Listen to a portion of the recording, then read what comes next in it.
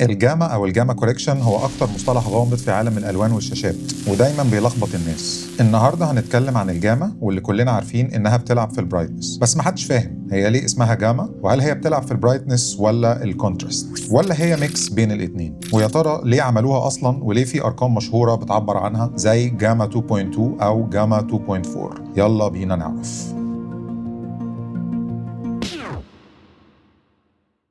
فيديو النهارده برعاية كيز اوف. لو بتجمع بي سي او لسه بتستخدم ويندوز مكرك وخايف من الهاكينج والباك دورز ونفسك في نسخة أصلية بس سعر الرسمي غالي عليك، كيز اوف ممكن يساعدك. تفاصيل أكتر عن العروض والخصومات الحصرية هقولها لك كمان شوية. قبل ما اتكلم عن الجاما عايز اشرح للي ما يعرفش حاجه اسمها البرايتنس كيرف، وبرده ليه اسامي تانية زي التونال كيرف، ودايما بتلاقيه بيظهر لك في برامج الايديتنج الصور والمونتاج باسم بس كيرفز من غير حاجه تانية. البرايتنس كيرف هو رسم بياني بيعبر عن علاقه البرايتنس او سطوع اللون الاصلي بالسطوع النهائي اللي بيظهر على الشاشه لعينك بعد المعالجه. يعني على سبيل المثال لو عندك صوره عباره عن تدرج الوان منتظم من الاسود للابيض زي دي، وفي نفس الوقت انا قلت لك اني هعالجها ببرايتنس كيرف خط مستقيم زي ده، الاكس اكسس هيمثل الانبوت او اللون الاصلي، والواي اكسس هيمثل الاوتبوت او اللون النهائي اللي هيطلع على الشاشه. فبالتالي زي ما انتم شايفين لو فرضنا ان اللون الاسود هو 0% واللون الابيض هو 100%، فكل لون على الانبوت بيطلع من الكيرف بعد المعالجه هو نفس اللون على الاوتبوت.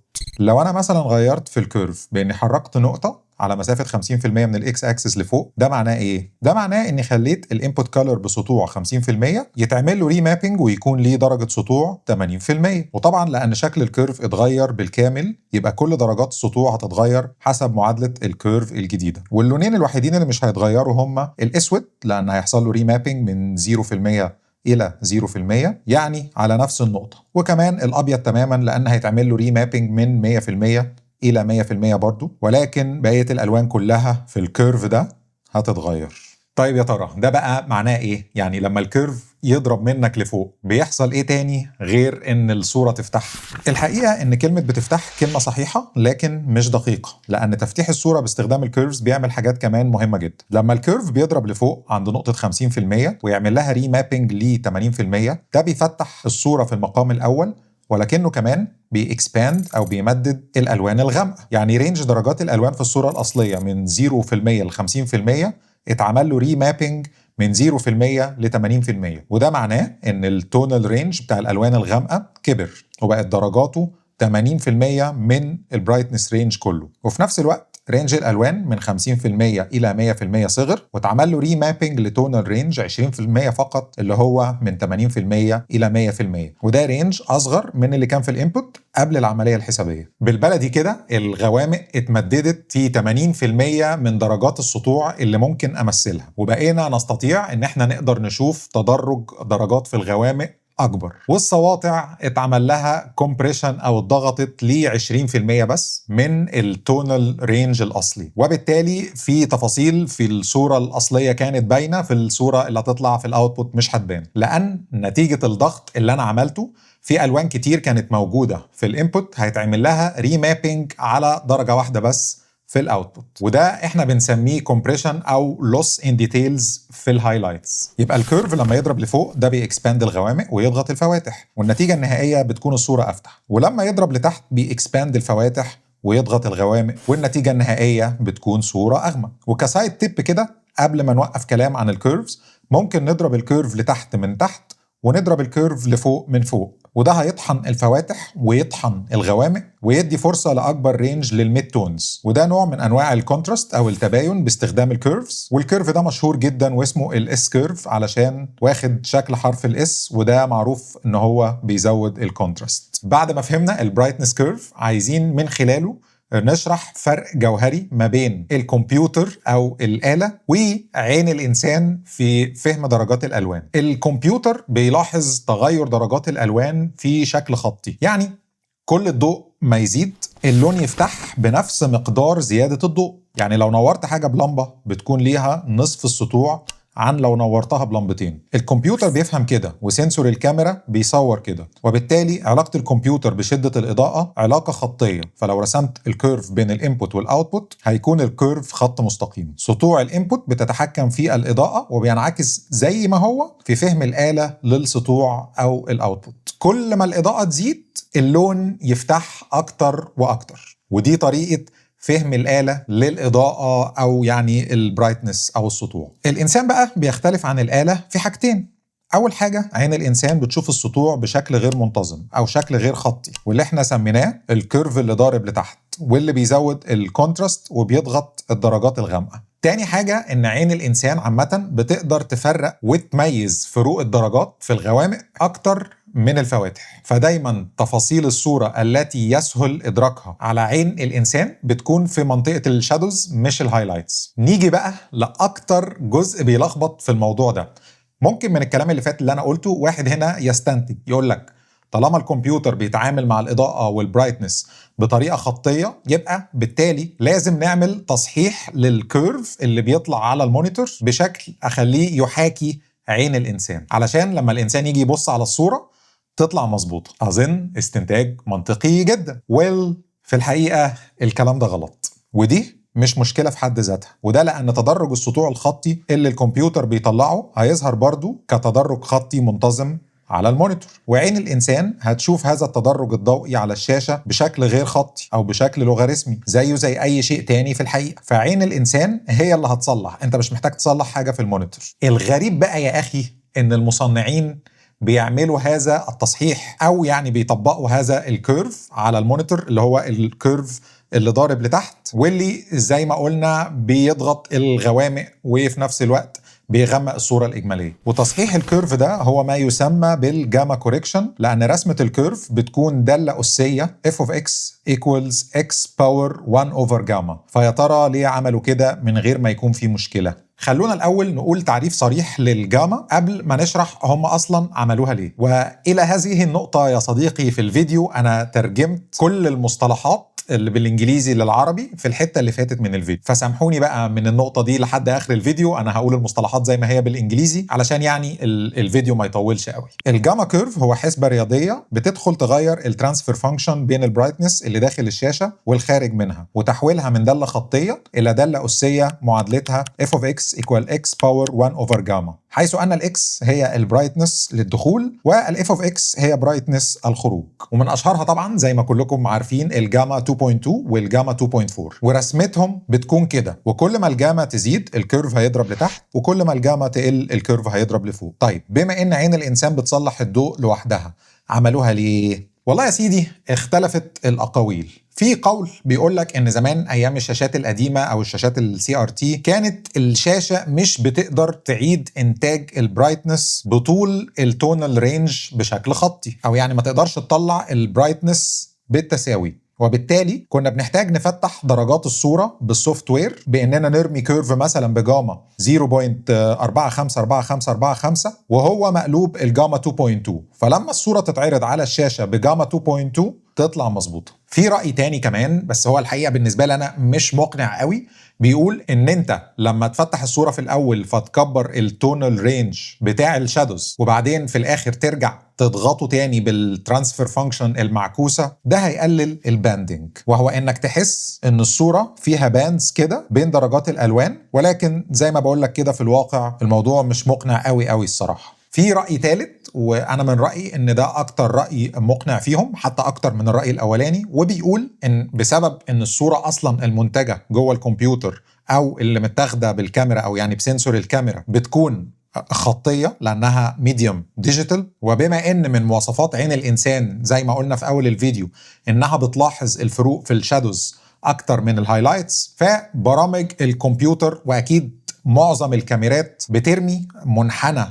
لوغاريتمي على الصورة أو ما نسميه التصوير باستخدام اللوج كيرف أو باختصار لوج، وده علشان نإكسباند الشادوز لأننا مهتمين بيها لأن عين الإنسان بتلاحظها فيكون عندنا داتا أكتر ليها، وبعدين بعد ما نعالج الصورة نعكس الجاما كيرف ده بالجاما كوريكشن في الشاشة علشان الصورة تطلع مظبوطة، وده بالنسبة لي أكتر رأي مقنع. كده فهمنا يعني إيه جاما، وقبل ما تجري تسالني ليه جاما 2.2 وجاما 2.4، هقول لك ان هم اختاروا الرقمين دولت في الجاما فانكشن او في الباور بتاع الجاما فانكشن علشان لقوا ان هي بتدي كيرف لنفس المواصفات او قريب لنفس الكاركترستكس بتاع الطريقه اللي بتشوف بيها عين الانسان، وفي نفس الوقت يقدر ينفذه بسهوله على الشاشه او على الكمبيوتر. وانا هنا مش بتكلم على الشاشات الموجوده دلوقتي، انا بتكلم على الشاشات القديمه زي التلفزيونات والشاشات السي ار تي على الاس دي ار طبعا، لان كان ساعتها لسه ما فيش اتش دي ار. خلاص جاوبنا وشرحنا يعني ايه جاما وليه اتعملت من مصنعين الشاشات من الاساس. ندخل بقى على اجابات كتير للاسئله المحيره اللي طرحناها في اول الفيديو في الكونكلوجن او الخلاصه. ولكن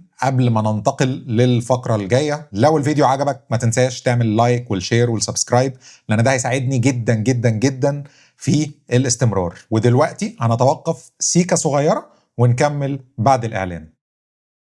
كلنا عارفين ان برامج زي الاوفيس والويندوز اساسيه وصعب تستغنى عنها لانها اندستري ستاندرد في اي شغل. طيب ازاي ممكن تحصل على نسخه مثلا من الاوفيس او غيره؟ طبعا اول اختيار هو انك تشتري النسخ الريتيل من المصدر. بس هتعمل ايه لو الاسعار دي غاليه على ميزانيتك؟ وكمان النسخ المكركه كلها مشاكل زي الفيروسات والباك دورز وانعدام الابديتس. في الحاله دي الحل الذكي هو موقع كيزوف. الموقع بيوفر لك مفاتيح او ام اصليه زي اللي بتيجي كده مع اللابتوبات الجاهزه باسعار تجاريه ممتازه، والاهم انك بتنزل السوفت وير من موقع المطور الرسمي، وكيزوف بيبعت لك بس كود التفعيل او اللايسنس كي. الموقع كمان بيوفر لك دعم فني 24 ساعه 7 ايام في الاسبوع علشان يحل لك مشاكلك، وضمان انه يرجع لك فلوسك لو الكود فيه اي مشكله. كيزوف مش بس هيوفر لك برامج باسعار مخفضه، ده كمان عامل عرض خاص لمتابعين القناه علشان توفر اكتر واكتر. استخدم كود WK50 علشان تاخد خصم 50% على نسخ ويندوز الموجوده في باقه WK50. ولو محتاج اوفيس او بندل ويندوز واوفيس، عاملين كمان كود WK62 هيدي لك خصم جبار 62% على حزم الاوفيس والبندلز. هتلاقوا روابط الخصومات تحت في الوصف. بس الاول تعالوا نجرب نشتري ونفعل سوا مع بعض. هتدخل على الموقع، وبعدين بعد ما تعمل الاكونت هنفتح اللينك واللي هتلاقوه تحت في الديسكريبشن. هتلاقي في اللينك السوفت ويرز اللي عليها الخصومات باستخدام الكوبونات بتاعتي زي ما انت شايف في ويندوز، وكمان في كومبوز ويندوز مع اوفيس. وبما اني عندي جهاز محتاج اوفيس، خليني اشتري نسخه اوفيس 21 برو. هدوس عليها وبعدين هقرا المواصفات بتاعه النسخه دي، زي اتاكد انها ماتشنج مع اللي انا هنزله من مايكروسوفت، وبعدين هعمل اد تو كارت، وبعدين هكتب كل البيانات زي ما انتم شايفين، واهم حاجه اختار البلد. واهم بقى من كل ده وده قبل ما تحاسب هتدخل على الكوبون. هنا انا كنت مختار البرنامج من باقه WK62، فهدخل الكوبون WK62، وزي ما انت شايف شلي $56. هاكد البيانات واعمل بليس اوردر. طبعا في كذا وسيله دفع، ادفع بالوسيله اللي تريحك سواء بالكريدت كارد او بباي بال او غيره. وانا هنا بما اني في مصر هدفع بالكريدت كارد المصري العادي بتاعي. اهو مبروك عليك، الايميل جه وفي كود التفعيل. خلونا نجرب بقى الكي على نسخه الاوفيس. ياي، بقى عندي اوفيس 21 برو متاكتف، اقدر اعمل عليه شغلي بسعر على قد ايدي. دي كانت تجربه سريعه بعمليه الشراء والاستفاده من الخصم. فلو عاوز سوفت وير اصلي وميزانيتك على قد ايدك، الروابط واكواد الخصم كلها موجوده في صندوق الوصف او الديسكريبشن. سيبك من الفيروس والكراكات وخليك في الاصلي والابديتس مع كيزوف.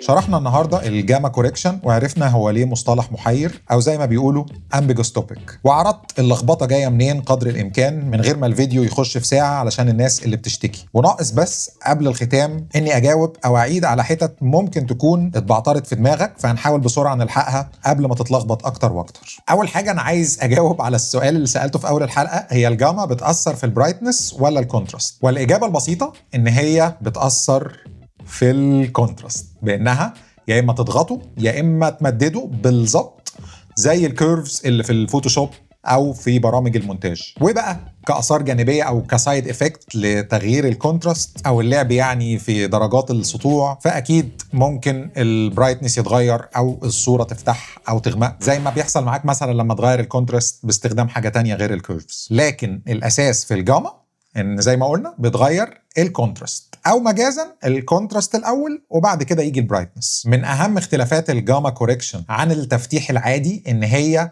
بتمدد درجات سطوع وبتضغط درجات سطوع تانية في نفس الصورة، او العكس. فزي ما قلنا ممكن تمدد الشادوز وتضغط الهايلايت، او تمدد الهايلايتس وتضغط الشادو، واللي بيتحكم في النقطة دي هي قيمة الجاما. وده مثال عليه طبعا الاشهر هو قيمة الجاما 2.2 أو جاما 2.4، ومن أشهرها طبعا الجاما 0.45 و 0.41. من الكاميرا للشاشة في 2 جاما كيرف بيتطبقوا، واحد جوه الكاميرا بيرفع الشادوز زي ما قلنا واسمه ال OETF أو الأوبتيكال إلكترونيك ترانسفير فانكشن، وواحد في الآخر بيتعمل في الشاشة قبل العرض واسمه EOTF أو إلكترونيك أوبتيكال ترانسفير فانكشن، والاثنين كيرفز بيعادلوا بعض بحيث ان الصوره تطلع مظبوطه. وطبعا الصوره تطلع مظبوطه دي معروفه لكل الناس اللي بتمنتج وبتشتغل على الصوره، دي حاجه نسبيه جدا. الترانسفير فانكشن بقى اللي هو بتاع السيستم من الكاميرا لحد الشاشه ده كلهم على بعض بعد ما تعمل الجاما الاولانيه والثانيه ويعادلوا بعض اسمه ال OOTF، كانك عملت جاما كيرف خطي اللي هو الاوبتيكال ترانسفير فانكشن، او يعني مقصود بيها من العدسه للشاشه. ال OOTF او الجاما الاجماليه للسيستم ده ممكن نظام التشغيل زي الويندوز او الماك يعدلها بجاما ثالثه، ودي بقى يا باشا التركه المسؤوله عن تغيير الالوان من نظام لنظام، واللي احنا بنقول عليه الكالر شيفت، واللي لازم اكيد يكون حصل لك قبل كده وانت بتنتقل من نظام لنظام، حتى لو انت مظبط كل حاجه. ممكن بقى هنا واحد تاني يجي يسال يقول لك طب ايه الفرق بين الجاما والكونتراست طالما هما الاثنين بيلعبوا في التباين او في الكونتراست؟ اجابه السؤال ده هي ان كلمه كونتراست دي جنرال تيرم، المقصود بيها انك تزق الفواتح والغوامق بعيد عن بعض، وده ممكن مثلا يتحقق بانك تغمق الغوامق وتسيب الفواتح زي ما هي، او تفتح الفواتح وبرضه تحافظ على الغوامق زي ما هي، وده كله ممكن تعمله بالجاما او الكيرفز الموجوده في برامج الصور او المونتاج زي ما شرح. وممكن كمان باستخدام الكيرفز تزود الكونتراست بانك تفتح الفاتح وتغمق الغامق.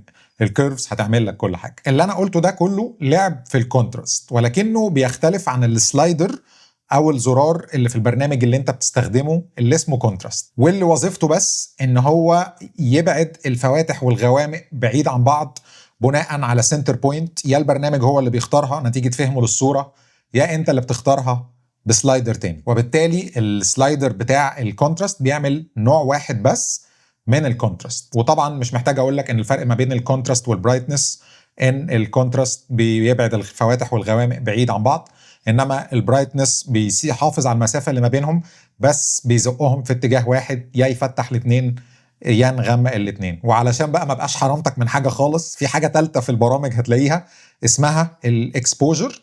الفرق ما بين الاكسبوجر والبرايتنس ان الاكسبوجر بيعمل نفس اللي بيعمله البرايتنس بس مش بطريقه خطيه، ولكن بيحاول يحاكي او ييميتيت الكاميرا بانه يحرك درجات الالوان بشكل لوغاريتمي، فمش بيأثر على الفواتح وانت بتزوده بنفس الدرجه اللي بيأثر بيها على الغوامق. يلا لمينا كله في نقطة واحدة.